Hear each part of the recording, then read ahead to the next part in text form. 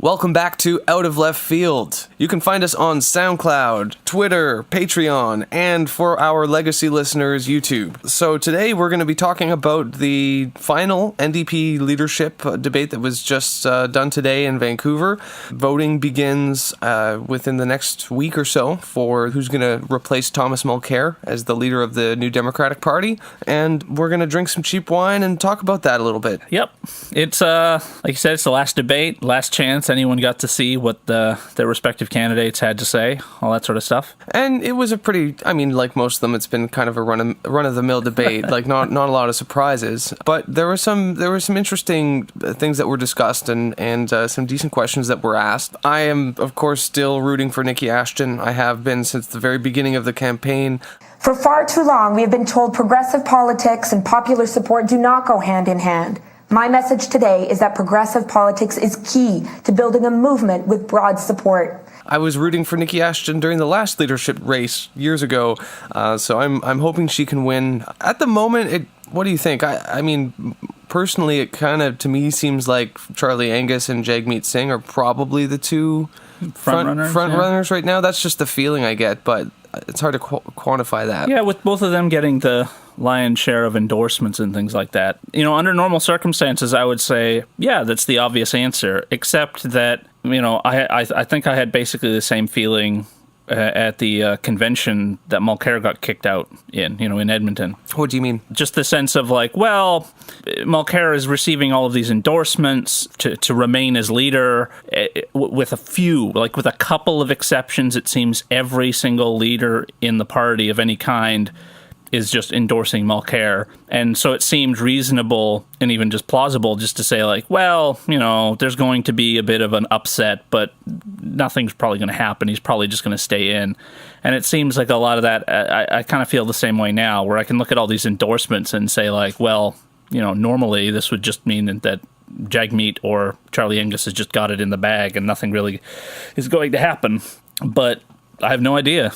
It's been a weird couple of years for the NDP. In any event, though, the NDP has tripled its membership during this the campaign, which is great to see. Yeah, we're almost back up to what it was like when Jack Layton was running for leader, and Tom Mulcair when he was running for leader. Yeah, these things do happen in leadership races, and I think a lot of the people who've joined, unless there is a real seismic shift in the way the NDP operates, I think most of these people will end up not renewing their membership in a year.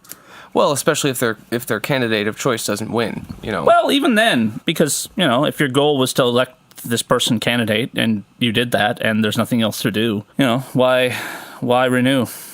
Yeah, and I mean, if we're talking about Jagmeet Singh and him signing up a whole bunch of people, I get the feeling that they're all about Jagmeet Singh. They want him to be the leader, they support him, but Jagmeet doesn't really have a solid policy foundation. He says a lot of things, but it seems to be just whatever people want him to say. Yeah. And so I feel like a lot of these people that are signing up to support Jagmeet, are they really dyed-in-the-wool NDPers? Do they even share most of the values of the party? Or they don't have to. I mean, you got the idea of actually convincing people of social democracy or whatever is you have to accept that that's what we should be striving for, which means going after people who aren't already social democrats or socialists or former NDP members. You want new people. True. The problem, though, I guess, would be that, if we start if any organization tries to get new members and grows by this kind of amount, there needs to be some way, some plan, some organization in place to be able to educate new members on the structure of the party, how it functions, what its principles are, why those principles are the way they are, how to debate those principles in a way that is productive within that organization. All that sort of just scaffolding for a functioning political party, which has been abandoned for the most part by successive leaders of the NDP. Communicating with the NDP is notoriously difficult. You send them an email, they don't respond. You call them, you leave a message, they don't get back to you. Even when you're I want to give you money. I want to be a member. Can you please confirm my membership? And you just get fucking dead air. And, this is exactly the kind of thing that Charlie Angus was pointing out in this debate just today in Vancouver. Like, the NDP just wants your money, and then after that, just piss off.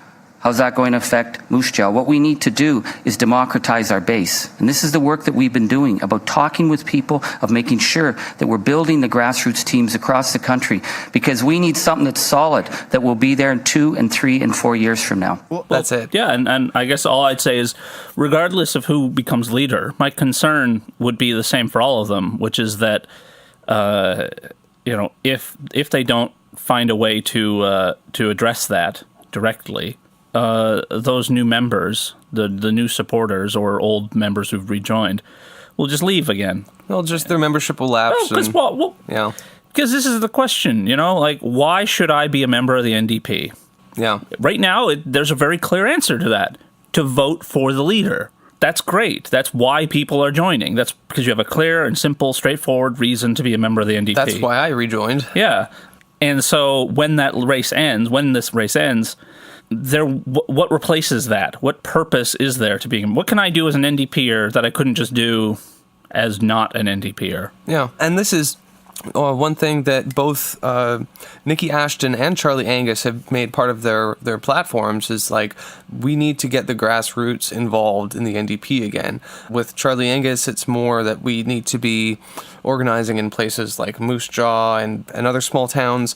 And with Niki Ashton, it's kind of like she wants the NDP to get involved with social movements and activist groups and also become more of a grassroots kind of party. And both of those, I think, are really good ideas. So if there's one thing that the NDP does need to do differently, it's that it needs to have a more active role in society and not just being an election machine asking people for money every 4 years, because that's pretty much what it is now. Yeah, and this is sort of the big question that I think has been addressed by, as you said, by Ashton and Angus, but not really, I think, as forcefully as it deserves to be, is just how that really is the main purpose for the party right now. And it's not something that Mulcair did, and it's not something that Jack Layton did. It's like it's a well-integrated principle that the whole party is operating under. We run elections.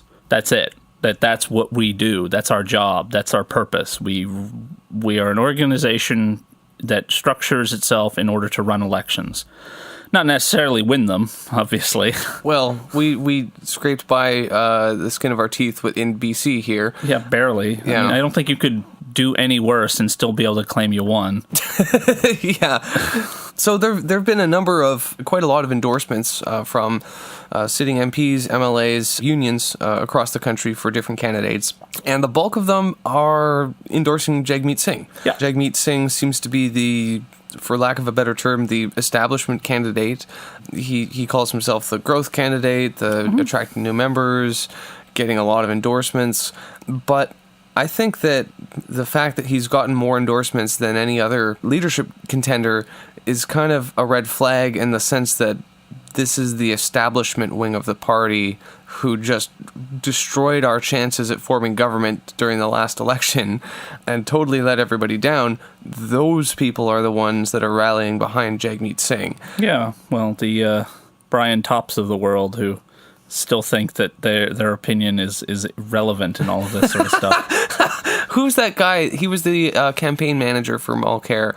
I can't remember his name, but he gave money to everyone except Niki Ashton, which I think is like, okay, great. So Ashton, my candidate, that's a good sign. There's a lot of people like that, where a lot of these guys who are endorsing, Jagmeet now, just have run the party into the ground in provincial and federal elections.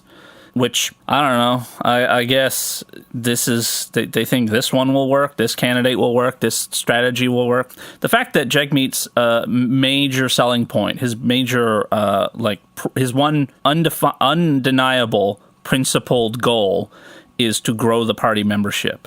That's it. That is what he starts and ends every single speech or debate with. I'm the candidate that will grow the party membership, and by extension, that in and of itself is the single most important thing our party needs to do. Yeah, but for what?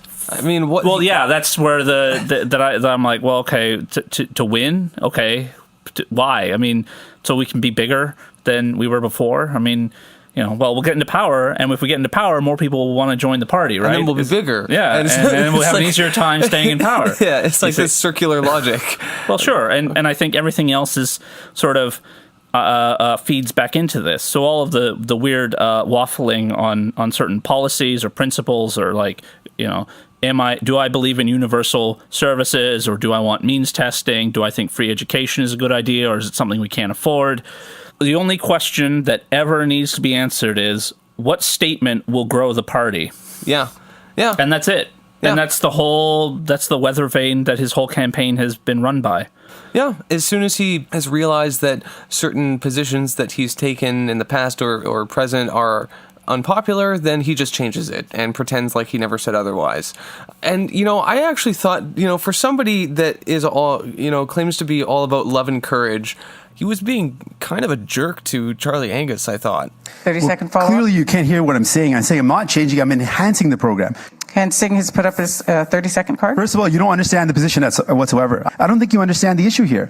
I'm saying let's get rid of the Harper-era boutique credits and put those into OAS to enhance OAS. So I don't think you agree with enhancing OAS. I think you agree with seniors living in poverty. Because if you don't understand the plan, how can you criticize it? Why would you even accuse someone else in the NDP of wanting people to live in poverty? That's just insulting. I mean, I couldn't, if the debate gets a little bit spicy or whatever, that's fine. But don't tell someone that's had their whole career in a social democratic party that they want people to live in poverty. Into other methods to get people off. Charlie, the these question issues. is the portion of the model. You're not actually answering the question. The question is, do you support the continued prosecution of people just because they have mental health issues? Do you support the continued prosecution of people because they're poor? Do you support the continued prosection of people who are addicted? No. Then let's call for a move to decriminalize. I will turn it over to I'll turn it over to Guy. We can talk later. I think as an economist, I can tell you that. Not even that it's like, your position will lead to poverty. It's no, none of that. You deep down inside, in your heart of hearts, you want old people to be poor. Yeah, and that's what he based. That's what he said. For all that he touts being for love and courage. So well, I don't know. It's what small towns need in Canada, apparently. Yeah, they don't need infrastructure or fresh water. How many bridges can you build with love and courage? Oh wait, you can build bridges to the heart. Bridges between communities. Not literal bridges. Those are really expensive. Figurative ones that will bring communities together figuratively.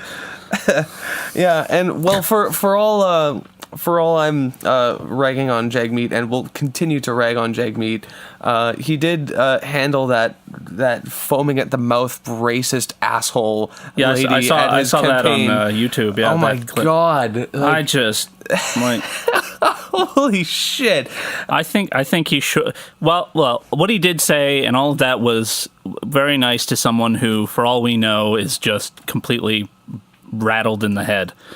At the very least, she's just kind of. Well, it's like someone who's believes in those kinds of conspiracy theories about Sharia or anything else.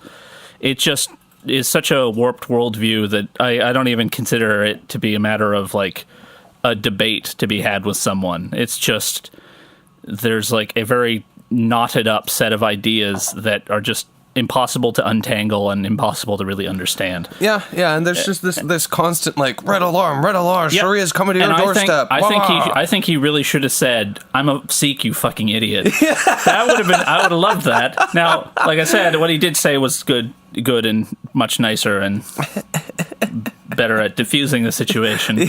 Yeah, but. One can dream.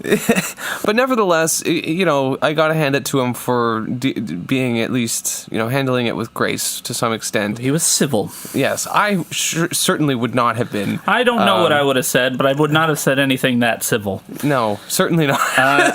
So at least, credit where credit is due. So I'll tip my hat to him there. Another thing that he said actually during this debate, which I quite liked, was the call to decriminalize possession of all drugs, which is something that none of the other candidates have really said.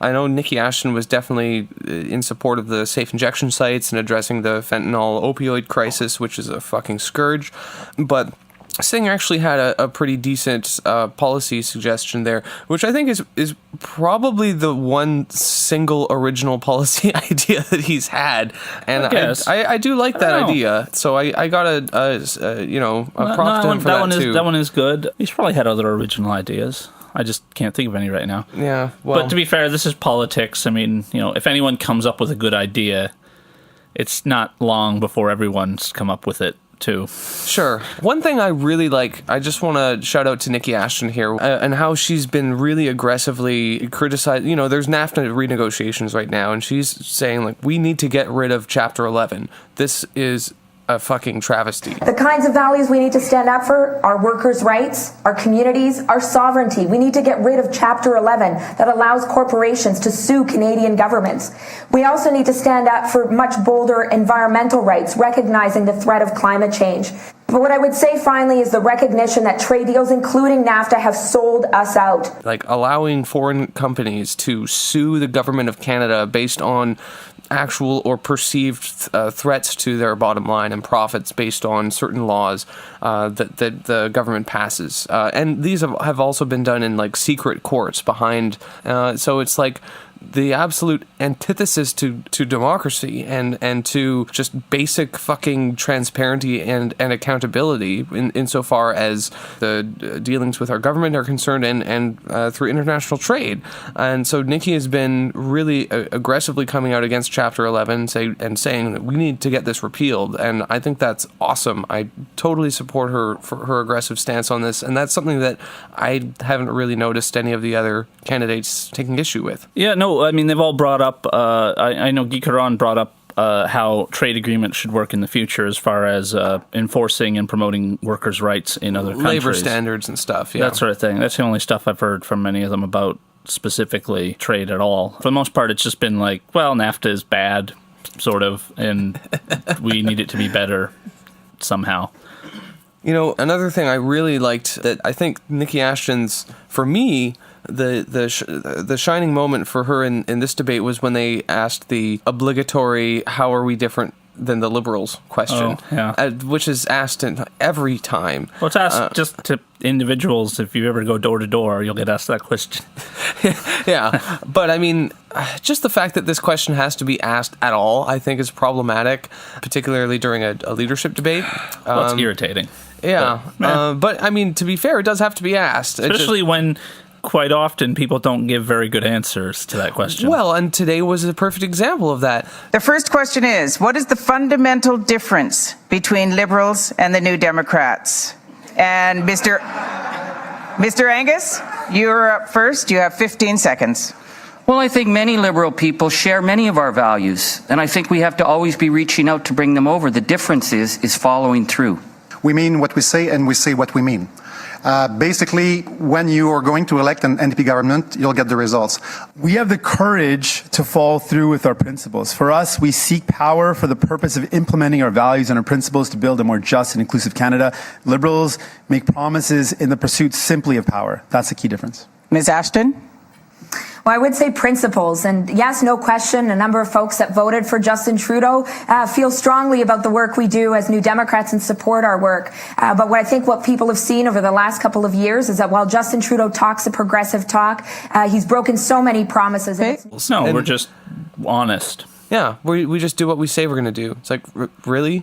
That's it? That's the only thing that's different? Firstly, that's not true either. Yeah. There are plenty of examples of NDP governments not doing what they said they'd do. Oh, like the BC $15 minimum wage was just... we'll do it at some point in the future, but we're definitely not going to keep to a schedule. Yeah. So, back to the whole old age security means testing thing. Charlie Angus is saying, no, I don't support means testing. If we're going to have a universal social program, it should be a universal social program. I still can't get over the fact that you would put a means test on old age security at $70,000. Because I know many seniors who have to sell their homes to pay for their home care, and it costs $60,000 to $70,000 a year. I don't think that going after them to pay to help the poor is progressive, and it's certainly not something that we've stood for before. You know, old age security is something that should be a human right, and there shouldn't be a fucking asterisk next to that. You know, well, should we do that with healthcare too? If you can afford to pay, you can pay. Yeah. The problem with that, though, is inevitably it turns the whole thing into basically a you pay to take part, and eventually, what constitutes a person in need becomes smaller and smaller. You know, it's no longer a right that you be provided with a service. It's something you have to apply for and prove to the government's satisfaction that you can get for some amount of time. Yeah. And that inevitably results in people who don't have the time to do that bullshit not getting the services, or it becomes incredibly bureaucratic, or both. I mean, there's plenty of people who say need social assistance in the country. Plenty of people who don't qualify for social assistance either, because they don't meet the standards, and those standards, the people who will defend those standards will say, yes, but we don't want people just, wasting public funds when they don't really need it. Mm-hmm. It's like, well, sometimes people need it, and the government doesn't know how to identify that. So yeah, that's true. And someone who's, old age security particularly is one of those things where I would just say, I don't really care if a millionaire gets, a pension in the mail every month. Like, that's not what's going to bankrupt us. There's not very many of them anyway. Yeah, it's like less than 1% of people. So why turn a whole program on its head and undermine its ability to deliver services just for the sake of this like vague conspiracy almost of like people taking our money when they don't really need it and just fucking over the whole system? Well, and isn't that exactly like the same kind of right-wing talking points that we hear about social programs in general? Like every right-winger will tell you that they love means testing as well, from usually the opposite standpoint. We don't want these assholes just sitting on their ass at home doing nothing. These lazy poor moochers, getting unemployment checks or whatever. So that's why we need the unemployment insurance to be, aggressively means tested. Yeah. And if we look south of the border, they even have considered doing why urine not? drug tests. We could do that. Shit. We could do that. We could have like a right to retire program. Jesus Christ. Yeah, we government could go around. I mean, I'm sure Jagmeet would love it. The government goes around and we find out if you can still work, we're not going to pay you retire the OAS. Well, get a job, you lazy bum. I notice you're not in a wheelchair. Yeah. Well, you look able-bodied enough to me. Yep. Get back to work. You can flip a burger, right? One thing I loved, there is this like increasing tension between Charlie Angus and Jagmeet Singh. They seem to be kind of like focusing on each other, I guess because they're kind of the perceived front runners.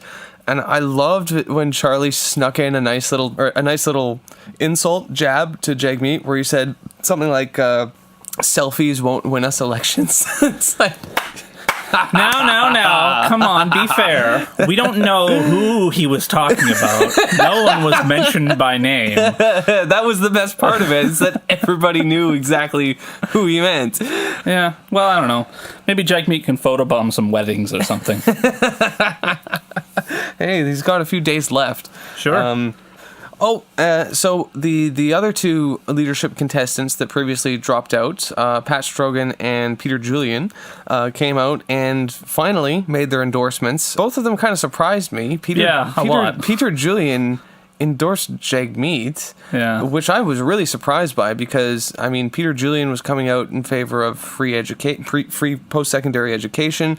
He had way more in common, like in terms of his policies that he put forward and his ideas. It seemed like I figured he was going to endorse Niki Ashton because they had so much in common. Well, he ended up going with the, I guess, just presumed front runner. Path of least resistance. Yeah. And I don't know, Jagmeet also mentioned, among many other things he's mentioned, that he also likes free education. Well, he likes anything that will get him elected. So yeah, free education. Oh, sounds good. Oh, universal social programs. Sure, sounds good. Free ice cream. Yeah, great. Yeah, let's do it. I wonder though if there's like, do you think he's?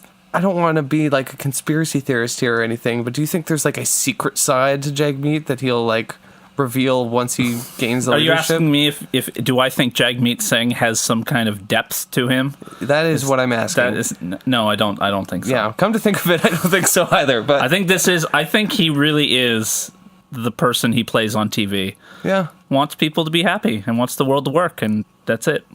yeah.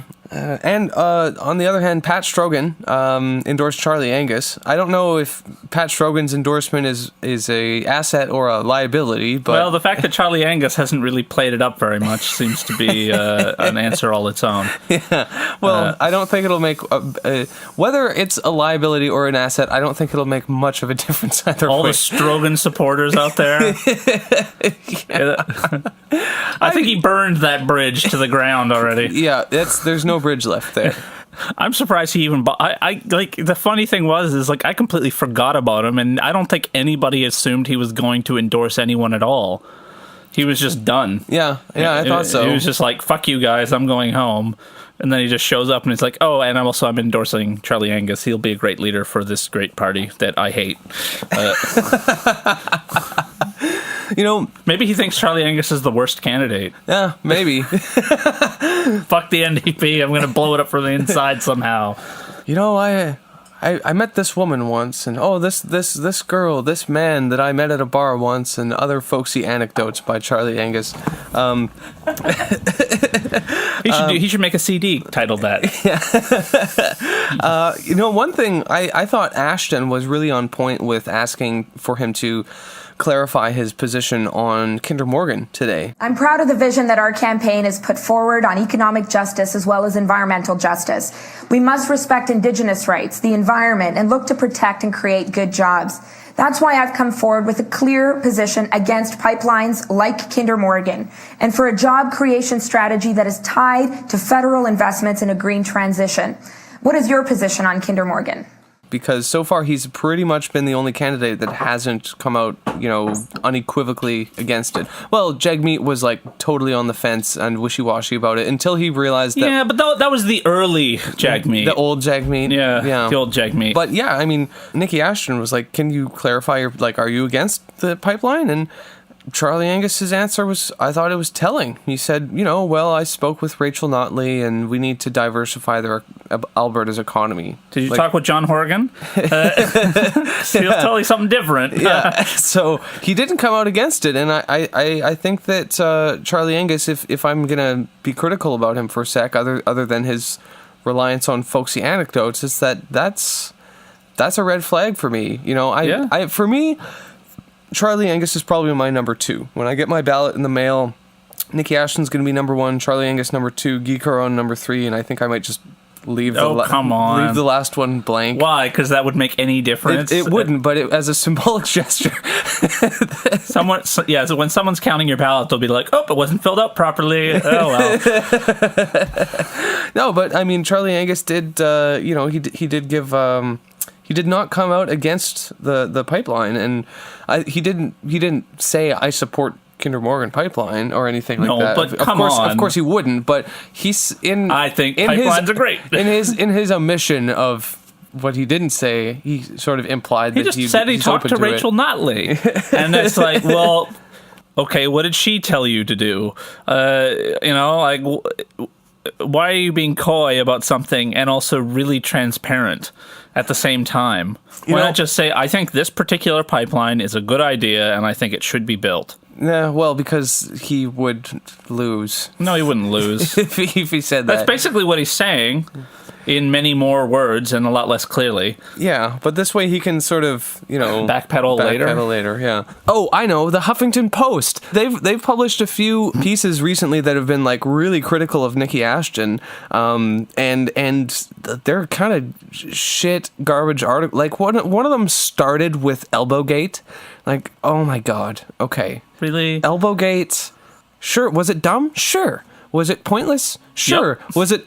It was so pointless. In the final, why? In the final analysis, would it have been better if it never had happened at all? Sure. Well, not for the Huffington Post. They wouldn't have anything to write about. Yeah, And then they started this like hit piece against Niki Ashton about she's the worst kind of the social justice warrior. The more she tries to like posture herself as a campaigner of social justice, the weaker she appears. And it's this like long, stupid article, like just like drilling into Niki Ashton, which I find surprising because usually the Huffington Post is like pretty progressive overall. And just they tend to just give banal support to any interesting politicians like Niki Ashton. There's been a bunch of articles written about a lot of politicians lately where I can't really say I understand what the purpose of the article is. Right. Because, I mean, that one, it's not like they're giving advice to Niki Ashton, like you need to change your message because it's not resonating with people, or you're a terrible candidate and people shouldn't be supporting you, even though you're convincing them they are. It's like they're taking a really weird... It's like the article heaps so much just disdain upon Ashton that it kind of loses any sort of meaning or purpose. It undermines its own... Niki Ashton's running a terrible campaign, and she's also a terrible politician. Okay, so nothing should change then, is what you're saying. Right? Isn't that the point?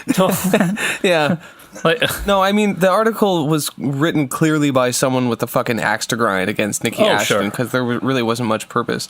But while we're on the topic of media organizations and the NDP leadership race, I just want to say how interesting it is to me that the one journalistic organization that seems to be paying the most attention to the NDP leadership race is the last one you would expect, and that's the National Post. Yes. They are following the NDP leadership race very closely. They have, like, every time even some minor shit happens within the leadership race, they write about it. They follow, like, all four of the campaigns. They write about it frequently, and this is strange to me because the National Post is arguably like the most conservative mainstream media outlet. I'd say it's sort of the standard conservative national paper. Really. Yeah, basically. And, credit where credit's due. They do have occasionally a good piece. And, come on, more than occasionally. They're a professional outfit. They're good journalists. They're not BuzzFeed. I just don't like them because I disagree with their general standpoint. That's fine. So, yeah, and I guess that's sort of the question mark, right? Why would a paper whose politics are so often completely at odds with the NDP care so much about an NDP race? That's the question I want to pose. Yeah. I have a theory. Oh, I'm sure it's pretty straightforward.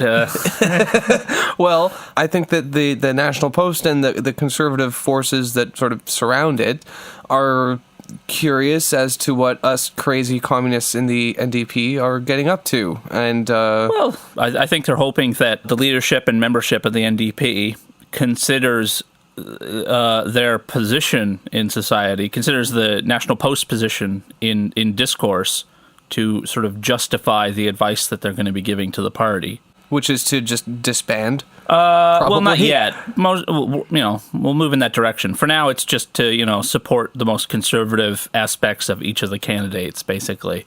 Right. Whoever says the least seems to be the person who generally gets their, thumbs up. So Jagmeet Singh. Well, more often than not, but they have given kudos to 3 of the 4 candidates. On a variety of different things. One of these things is not like the other. Let me guess. Which is the one candidate they haven't given any kudos to? Ashton. Yeah. Anyway, it's weird. I don't know what to make of it exactly. I mean, if we were being generous, we'd just say they're journalists and they're just reporting on the news as it happens, and just leave it at that. Except it's the fucking National Post. And there's other things going on more important than the minutia of a leadership race, which even for people who care about it a lot, there's stuff the National Post has reported on where I'm just like, what the fuck does this have to do with anything? This is just like Elbowgate level, just stupid bullshit that, you just say it's stupid and you move on with your life. Yeah. And that's it. Elbowgate was so dumb. I hate that people bring it up. And honestly, I love that people bring it up. It's perfect. It's like a perfect marker for pointing out people who are basically being disingenuous. The only people who bring it up are people who have some other thing they're trying to fucking, bolster. Substance Should this person, I think that was actually a quote from that article, is like, should someone who's involved in Elbowgate be leader of a major political party? And it's like, well, yeah, How about should anyone with journalistic integrity ever bring up Elbowgate? How about that? Yeah. Well, she spit her gum out one time, too? I mean, what the fuck are you going to... what? Yeah. So, yeah, anyway, interesting to see the National Post caring so much about what us NDPers are up to. It's important that we care. Yeah. Caring is the bridge that will bring us to love and courage. Oh, fuck off. Every time I hear that, you're like, I know. God damn it. It doesn't mean anything. It's just fucking rhetoric. Yeah. It's just fucking rhetoric. You can't have love without courage. You can't have courage without love. God damn it. I don't know why. I mean, those two things apparently go together. All right, so some of the other things that were discussed during today's debate were Canada's role in the world vis-a-vis peacekeeping, the gender pay gap. There was also the Indian Act. I can't believe in this day and age that we still have a law on the books called the fucking Indian Act. Yeah, there's a reason for that. Well, yeah, please explain, Well, because I'd love to know. That's what the name was originally called. Actually, I think it was about 4 or 5 years ago, there was a proposal by the federal government to rename it like Aboriginal something or other Act. And the Aboriginal nations affected by that act did not want the name changed themselves. Right. And the reason was because the Indian Act is basically such a well-entrenched act that the rights that they still managed to have from it, and not too many, but their argument was that, any attempt to change the name of the act they feared would be, a way of eroding the few remaining rights that they still have. Right. So don't change the name at all. So yeah, Indian Act, it's like a anachronism. But to be fair, I suppose, to anachronisms, our government acts anachronistic a lot when it comes to Indian affairs or Aboriginal affairs now in 2017 anyway. Well, also keeping it, keeping the current name, the Indian Act, does kind of highlight what a racist piece of shit legislation it always has been and always will be. So, but, liberals are never fearful of changing the name of something in order to make it sound better. That's what liberals do best. Which is what they did when they split off Aboriginal Affairs and Resource Extraction into two different ministries, basically. Right. And then presented it as like, we finally turned the corner on our racist past. Again, I mean, just like we did basically every year for the last 50 years, we've been saying that. I do, insofar as the whole First Nations thing is concerned, I think that Charlie Angus is probably the best out of the lot. I mean, Niki Ashton has said plenty of awesome things with respect to supporting First Nations rights and just standing up for the poor and dispossessed in general. I think she's strongest on that, but Charlie Angus, as a parliamentarian, and like, he has the record in Ottawa to like back up that he's always been on the side. He's been fighting for First Nations rights. He has repeatedly throughout the leadership debates mentioned the abominable and incredibly depressing high rates of suicide and poverty in First Nations communities. And I do have to tip my hat to the good sir for that, because much respect. That is an issue that needs to be a lot. They're both in ridings that have some of the poorest reservations in the country in them. Yeah. I mean, Jesus, there's some reservations that have like 80% unemployment rates and shit, and like don't even have clean fucking water to drink. In the year clean water, no clean housing. In the year electricity. 2017. Well, in the year 2017, yes, and I mean we can talk about that like, oh, it should not be, but it is. It is. And, so, and arguably, a lot of the problems are just getting worse in 2017. There have been times when resources were put towards Aboriginal issues at a greater rate and more effectively than they are now. And there was also time in the past when things are worse than they are now. But the problem is that systemic issue has not been directly addressed. And yeah, I think, like you were saying, Charlie Angus's proposal in the debate was basically to just like tear it all down. I don't care how many ministers you put in Indian Affairs. I don't care how often you change the color of the paint, how many desks, how much you change the name. That is a system of 150 years of colonialization that has destroyed the hopes of people across this country. And I've seen in the last 15 years, nothing changes until we dismantle that institution. We have to have a full public audit, because I'll tell you, nobody knows how much money goes in there and nobody knows how it comes out. And we have to make sure that the services are in the control of the communities so that they can build the communities for their future, to protect their children and have a better future. That's what decolonization means. Completely fucking dismantle the current system and just rebuild it from scratch. Yep. Basically, Got to start over. Which I think is the only decent answer to this question. And we just start over with different nations negotiating with each other, basically, at least in principle, as equals. Yeah. I mean, that's never going to be like materially the case, probably. Yeah. But there's no other way to make this work. Yeah, you can't unfuck this omelet. Yep. Shit, it's ruined. Am I mixing metaphors here? No.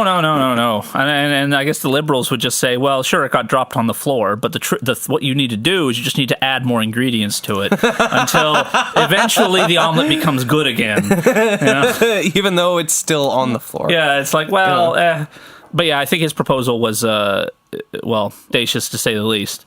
Not audacious. Well, sure, the dismantling of the entire Ministry of Aboriginal Affairs, the whole system. Just we need to start from scratch. That's not going to be easy, and certainly it isn't going to be necessarily even all that popular. Yeah. But I think it is the actual right direction to go in to address this, because the piecemeal, work of sort of just doling out money almost just at random doesn't work. And his proposal, the other proposal I think he made in the debate, was a complete audit of all the money that's been spent by the ministry. Yeah. Where the hell is it even going? How much are you getting? What the fuck is going on here? Because, the successive governments have talked about how much money they've been spending on reservations, or how much money they've been spending per person. And somehow that never seems to equal to services received or resources achieved or anything. Well, in any case, I think Charlie Angus's position that this whole fucking system needs a complete press the reset button, and whatever challenges come, be that as it may, this needs a complete fucking rewrite. And so I support him in that. I mean, I'm still rooting for Niki Ashton. I still think that her policies towards free education and poverty reduction and social ownership and all that stuff is, I think she's the most. I think that Niki Ashton is the most progressive force in Canadian politics in a generation. Yeah. And she's got all sorts of good policy ideas, and I like I said, and I'll say it a fucking 1,000 times, I supported her last time, I'm supporting her this time, and I'll support her next time if need be, but I hope that she wins. Well, as leader, what I would make very clear, as we've done in this campaign, is the need to build our movement. Yes, we are a political party, but our history is to be much more than that, to be a movement for system change, for fundamental change. And this time is more important than ever, really, when we look at the immense challenges we're facing, growing inequality and the threat of climate change. A strong New Democrat voice and an approach to organizing that's movement-based is so critical. I agree with her idea that principles lead to power. This is something within the NDP, both provincial and federal and whatever, that has been kind of the debate that has been had within this political party, is that there's this supposed dichotomy between, do we maintain a principled stance and not win elections, or do we sacrifice our principles for electability? I think that's a debate that's going to go on in the party for some time to come, no matter who wins. Yeah.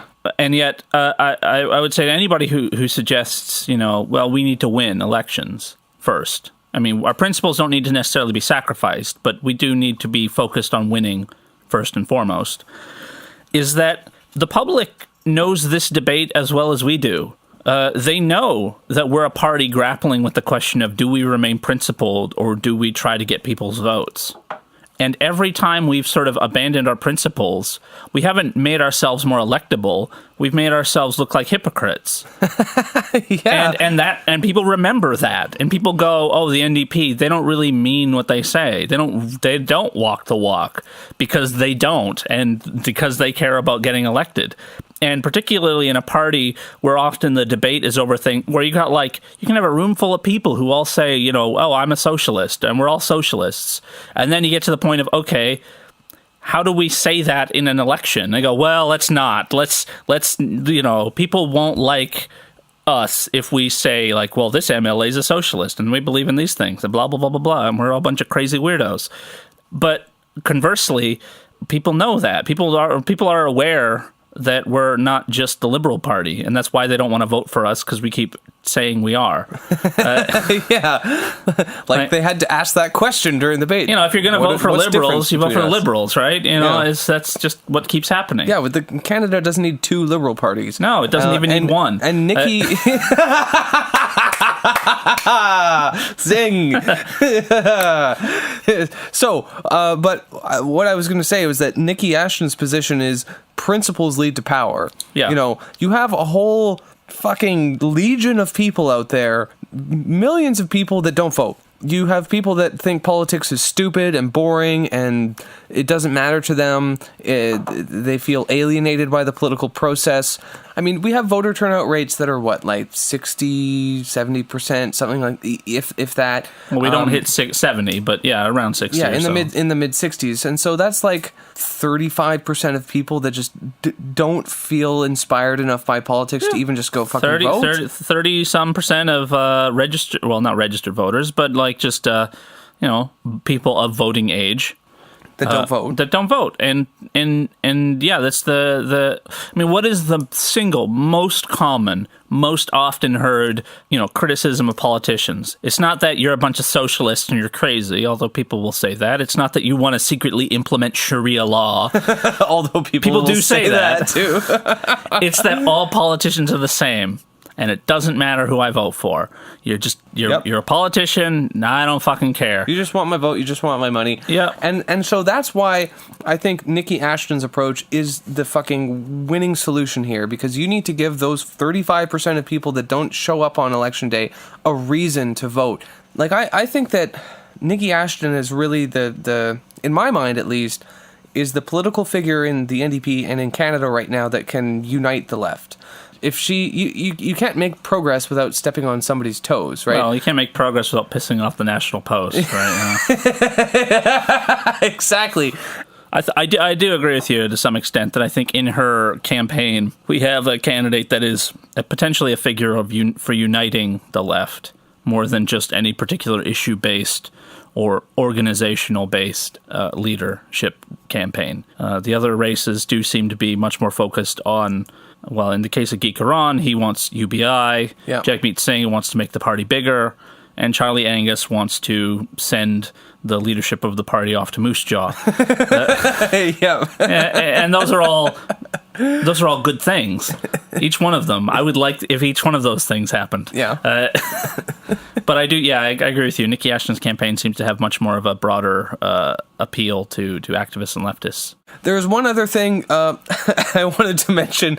I think it's noteworthy. From the debate, yeah. From the debate is that Guy Caron was asking about the Quebec question, right? This is kind of the elephant in the room for the NDP right now for a number of reasons. Yeah. One, because they were the reason why the NDP became the official opposition at one point. Yep.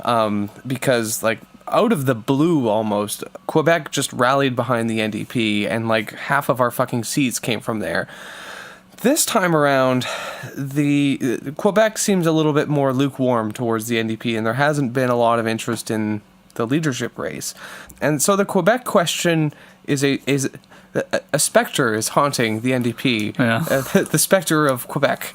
And so there's a couple of points I want to mention here. One is that Guy Caron had the good graces to ask Charlie Angus about what his Quebec plan was in English. Well, that was nice of him. Charlie Angus, to his credit, did his best to respond en français. And His French is so bad.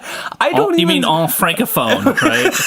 I don't even speak French, and like listening to Charlie Angus try to speak French is painful, even from the ears of an Anglophone. Every time he speaks French, it feels like he's gonna pull a muscle or something, you know. He's just working, and you can see him thinking like, "What is that word again?" And like, I feel for him because I would the gears turn, the machinery's desperately trying to work, and I would do exactly the same thing in this situation. But he speaks French like someone ordering food at a restaurant, you know. Like trying to pronounce the Vietnamese on the menu. Yeah. I'll have the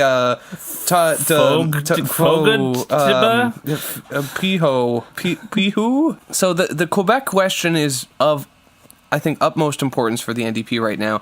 And interestingly, the two perceived frontrunners, Angus and Singh, are both massive fucking liabilities in Quebec. And to be honest, not for good reasons either. Well, I mean, for Angus, it's because he can't actually communicate with them. Well, he can.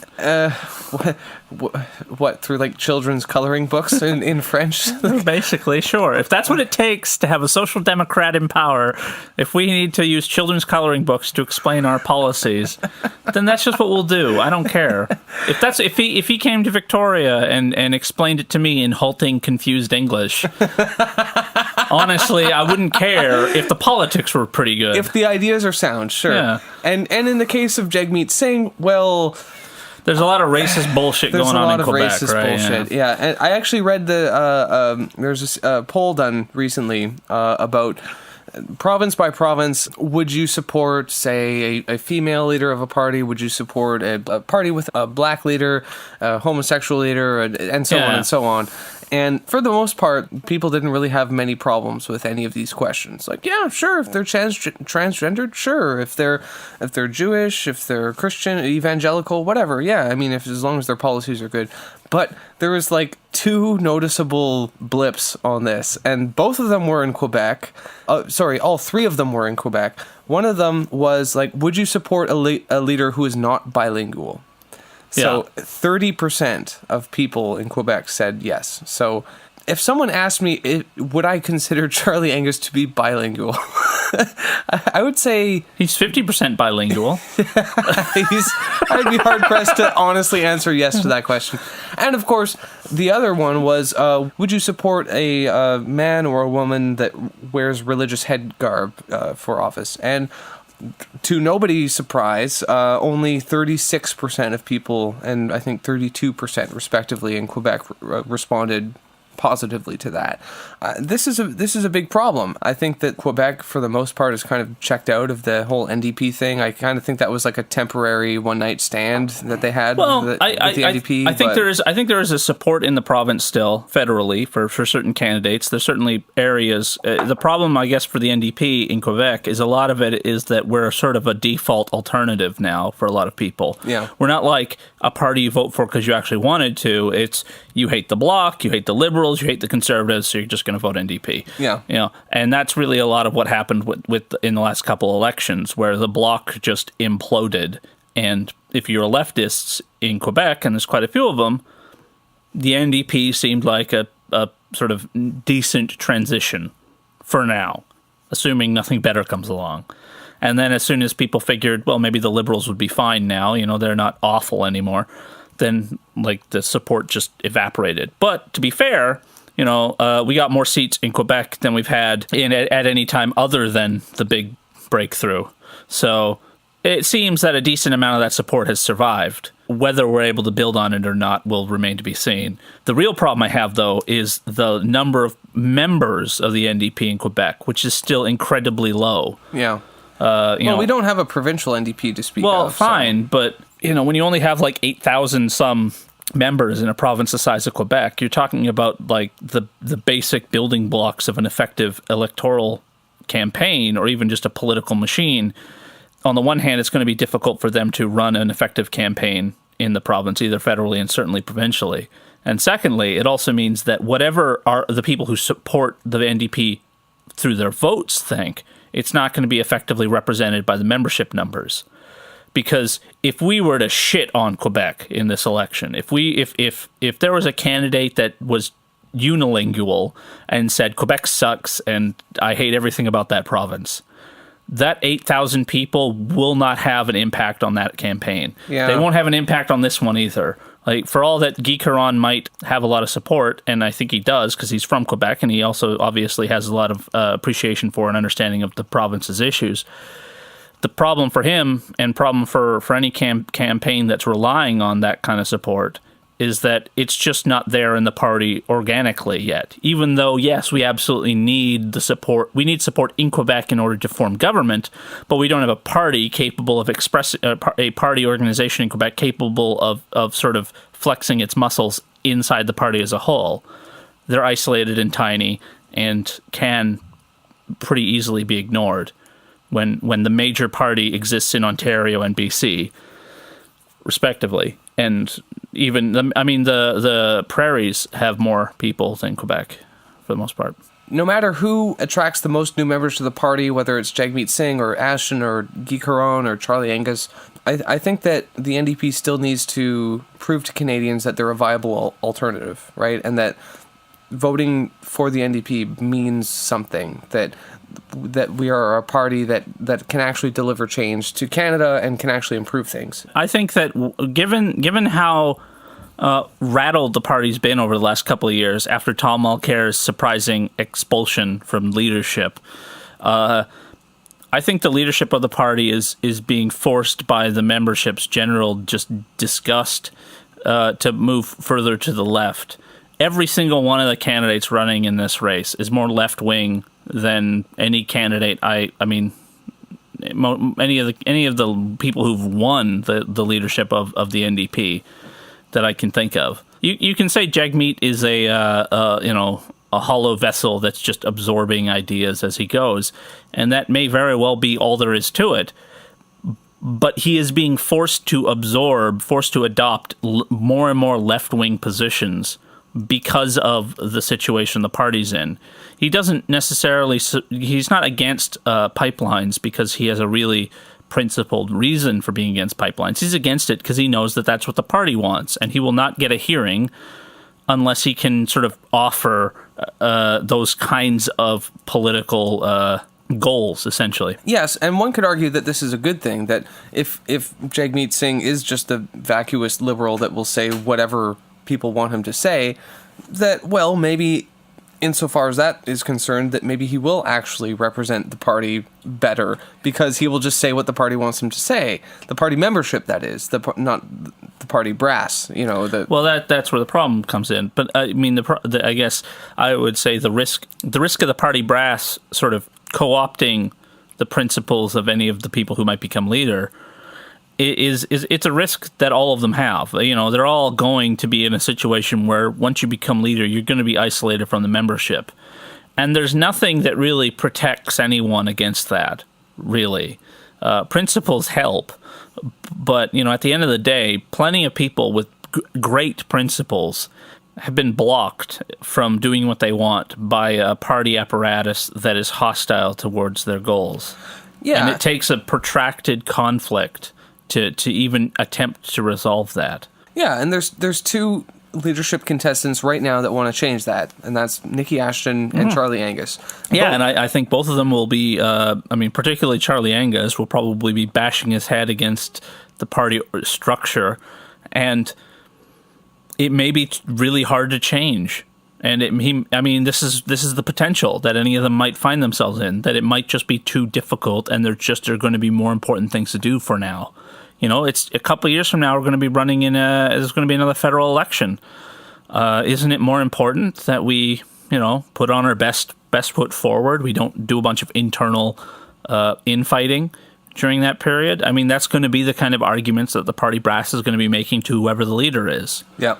And that's a hard argument to, fight against. If you can't just say to them, I don't fucking care what's going to happen for the next election. It'll just be a fucking wash for us. We have other shit to do right now. That's never really much of an option for the leader of a political party. They always have to go into it expecting to win. Go Niki. That's what I want to finish if you're a member of the party, don't forget to vote and all that. Yeah, you should be receiving your mail-in And if you're not a member of soon. the party yet, well, you're too fucking late.